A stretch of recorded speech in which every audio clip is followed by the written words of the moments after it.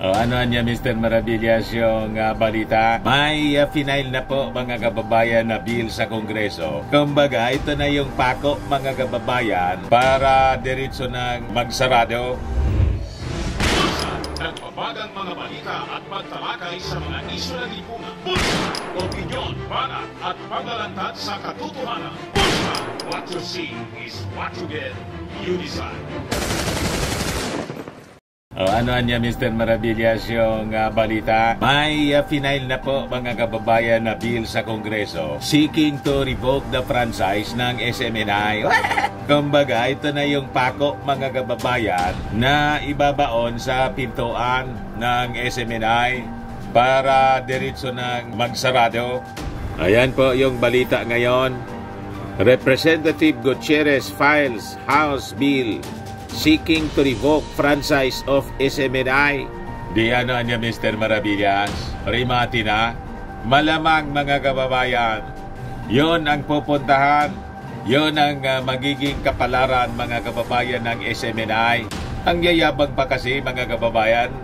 Hanggang ngayon, hindi maubusan ng yabang. Siyempre naman niya Mr. Maravillas, yung may-ari din ng universe. Nag-deny na po, hindi man daw siya yung may-ari. Sabi doon ng abogado sa congressional hearing po ng SMNI, nag-pilato po. But anyway, mga kababayan, before kong ibigay sa inyo yung full story, click subscribe muna dito sa ating YouTube channel and hit the notification bell para lagi po kayong updated sa mga kaganapan dito sa ating bansa. Like and share na rin po ninyo ng ating video. At huwag na rin po ninyo mga kababayan na skip yung ating mga commercial ads para tuloy-tuloy lang ang pag-unlad ng bagong Pilipinas. So ito yung balita ngayon mga kababayan. SMNI at risk. House Bill filed to revoke network franchise. Rimati na mga kababayan. O siya yung author, si Congressman Gutierrez. Sabi dyan, One Rider Party List Representative Ramon Rodrigo Gutierrez introduced House Bill 9710 which seeks to revoke the franchise given to Suarasug Media Corporation, also known as Sunshine Media Network International or SMNI.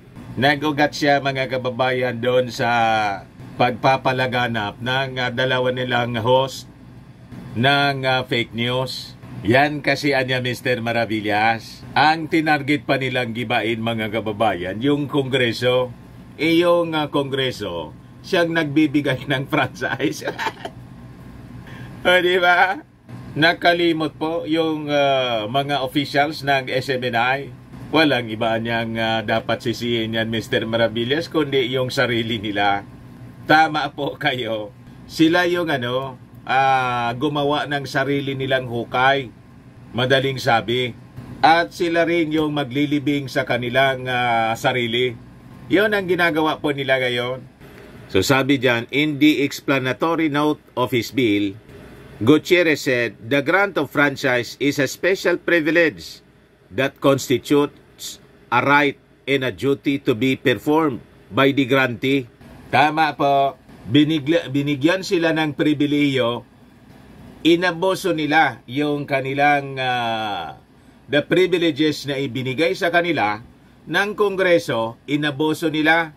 Kaya sabi doon mga kababayan sa interview sa interview natin kay Congresswoman PBA Party List Representative Migs Nograles, kahit anya yung sponsor niyan, yung mga kapatid ko, mas lalo anya na kailangang i-proteko kasi inaboso nila yung ibinigay na franchise ng Congress, in which case yung kapatid ko pa niya yung sponsor, hindi anya maari ang ganon. Ayan po yung nag-i-interview natin kay PBA Representative Mix Nograles. Nakapag-picture-picture tuloy tayo. Pati sa iba pang congressman mga kababayan, si Congressman in Pastor Benny Abante po. Tapos yung aking look-alike na si Congressman Richard Gomez. At saka mga kababayan, si Congressman Dan Fernandez, na ang sabi sa akin, nanonood daw siya sa YouTube channel ko. Nagulat nga po ako mga kababayan, kasi nang lumapit ako sa kanya, bigla akong nakilala niya. Mr. Maravillas niya, nanonood ako sa iyo, sa programa mo. Ayun mga kababayan, nakapapicture kami ni Mrs. Na-invite kasi kami doon mga kababayan to cover the congressional inquiry.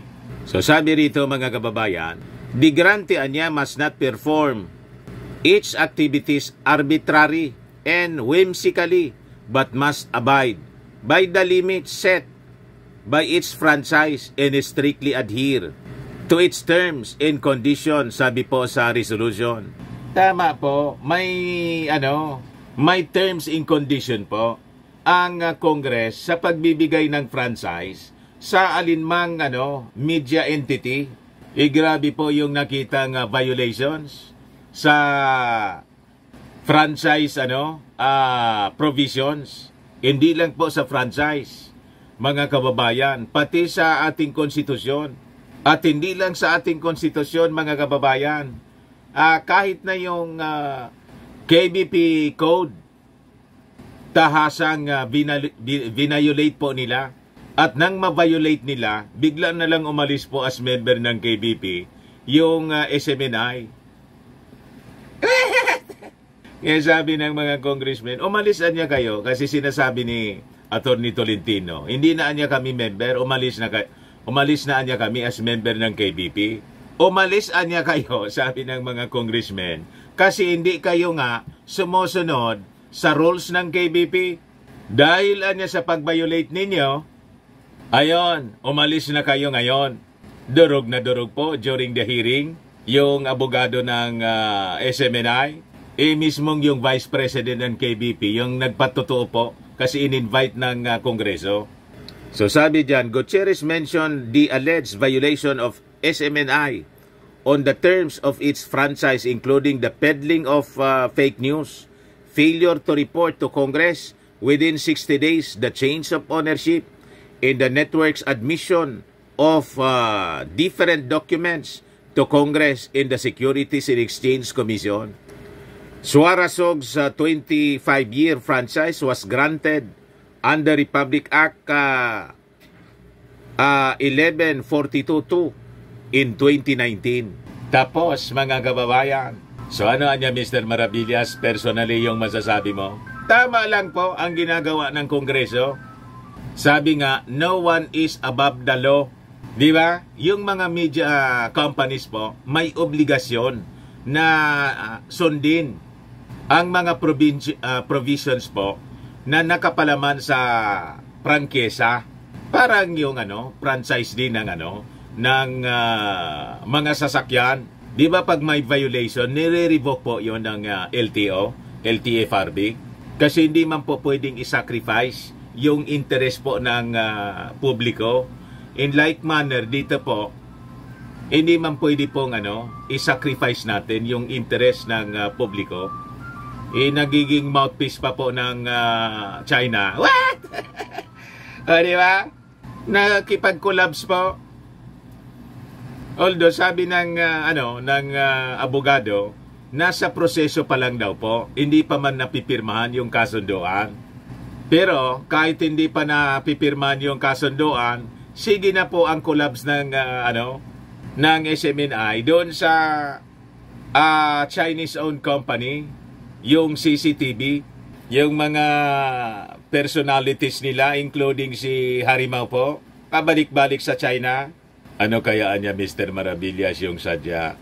Yun nga po ang kaduda-duda. Si Harimau galing pa lang doon, mga kababayan, nakipag-konferensya tungkol sa problema sa West Philippine Sea. Sabi nga natin, ano man yung representation niya, wala na siya sa gobyerno. Inassign ba siya ng ating Pangulong Bongbong o ng Department of Foreign Affairs na magrepresenta sa atin, sa interest ng Pilipinas sa China?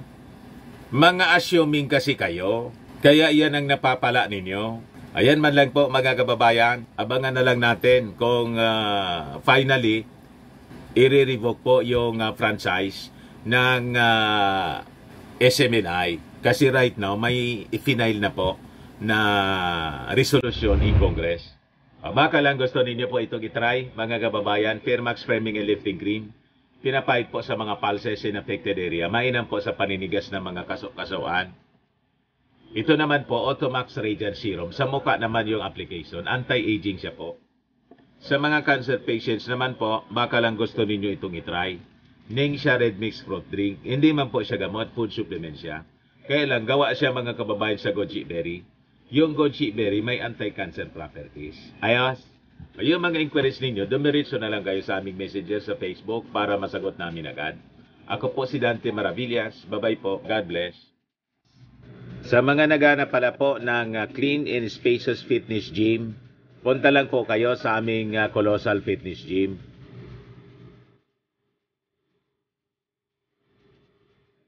We also offer a Grab car rental with our brand new 2023 model ng Toyota Innova. We also accept booking for those who are planning to travel via PAL, Cebu Pacific, and other airline companies, local and international po. And bills payment for Meralco bills, PLDT, etc. Ang Colossal Fitness Gym is located at 3rd floor Security Bank Gap Building, Lanco Business Park, Legazpi City, Albay. For inquiries, look for Jilon Maravillas. Contact number 0966-802-0949.